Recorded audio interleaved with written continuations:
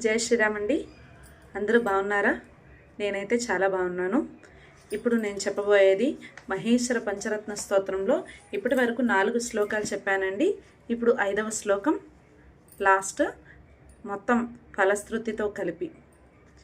ప్రాతర్స్మరామి పరమేశ్వర పుణ్యనామా శ్రేయఃప్రదం సకల దుఃఖ వినాశహేతుం సంసారతాపశమనం కలికల్మషగ్నం గోకోటిదాన ఫలితం స్మరణేన పుంసాం పంచరత్నాని మహేశ్వరస్య భక్త్యా పఠేద్య సుగతి ప్రభాతే ఆయుష్యమారోగ్యమనేక భోగాన్ ప్రాప్నోతి కైవల్యం పదం దురాసం.